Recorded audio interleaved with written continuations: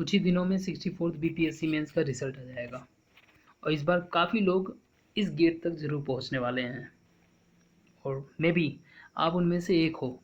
पर इससे पहले यही काफ़ी लोग थोड़े से डाउट में ज़रूर हैं कि उन्हें कौन से अप्रोच फॉलो करना चाहिए इंटरव्यू के लिए, क्योंकि यहाँ पर बहुत सारे सजेशंस हैं। बट रियलिटी ये है कि लोग जब इंटरव्यू पैनल के सामने होते हैं तो उन्हें अपने कॉन्फिडेंस लेवल को ढूंढना पड़ जाता है। पर इसका मतलब ये नहीं कि वो कर नहीं सकते या गिव अप कर देते हैं।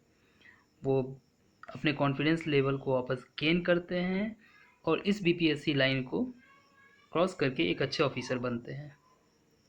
पर इस कॉन्फिडेंस के लिए उनका औरों से डिफरेंट होना बहुत ज़रूरी है, ताकि वो इस मंजिल को ना सिर्फ अचीव करें बल्कि खुद को टॉप रैंक में भी इस्टेब्लिश करें। इसके लिए मेरी तरफ से कुछ सजेशन यह है कि सबसे पहले खुद को एनालाइज करें।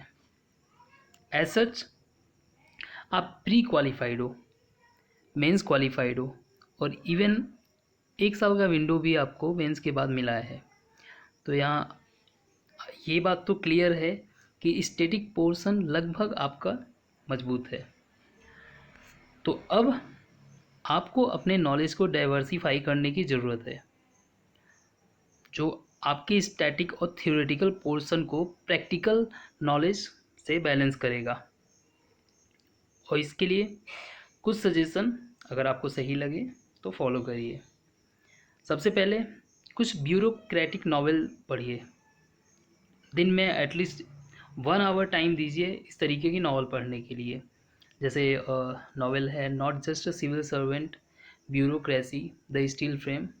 और भी आप गूगल पे सर्च कर सकते हैं अगर बेहतर मिल जाए तो।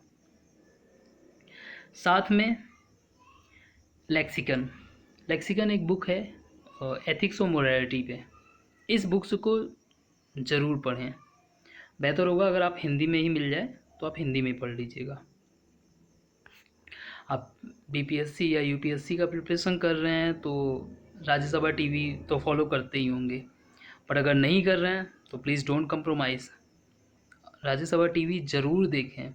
और एटलीस्ट इसमें से 2 चीज़, देश देशांतर विशेष या फिर द पिक्चर और इनसाइट, इनमें से 2 चीज़ तो ज़रूर फॉलो करिए। और इन सब के अलावा एक पतली सी कॉपी लेके आइए और उसमें कुछ इम्पॉर्टेंट डेटा नोट करिए। वो डेटा जैसे इकोनॉमिक सर्वे से हो, बिहार के इकोनॉमिक सर्वे या फिर इंडियन इकोनॉमिक सर्वे से पिक करिए। इसके अलावा इंडियन बजट से पिक करिए वो डेटा, बिहार बजट से पिक करिए। और न्यूज़पेपर से कुछ जो रिलेवेंट डेटा मिले बिहार के प्रस्पेक्ट में वो नोट करिए। और रिपोर्ट्स वगैरह हैं, नीति आयोग की रिपोर्ट्स हैं, उन सबको वहाँ से जो भी रिलेवेंट डेटा मिले वो आप एक उस कॉपी में नोट डाउन करिए। इन सब के अलावा last but not the least, interview का प्रैक्टिस मिरर के सामने मत करिए। ये एक बेहतर तरीका नहीं है।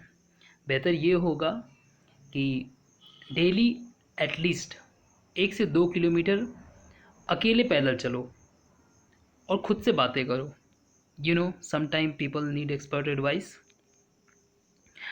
और पुराने गाने सुनिए जैसे किशोर कुमार, मोहम्मद रफ़ी, क्योंकि इनके गाने में म्यूज़िक और लिरिक्स दोनों ही माइंड को रिलैक्स करने का काम करते हैं। बाकी इसके अलावा जो भी आपके पास हॉबी वगैरह हो उस चीज़ को फॉलो करो।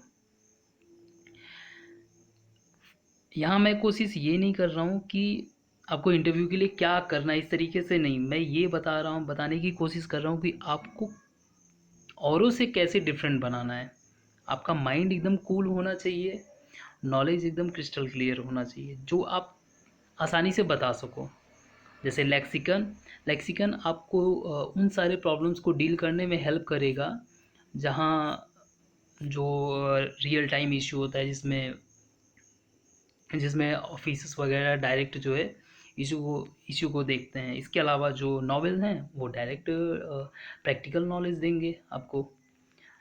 तो बेहतर होगा कि आपका जेन्युइन थॉट और रियल नॉलेज होना चाहिए। बाकी आपके इंटरव्यू के लिए अभी से मेरी तरफ से all the best. Thank you. God bless you.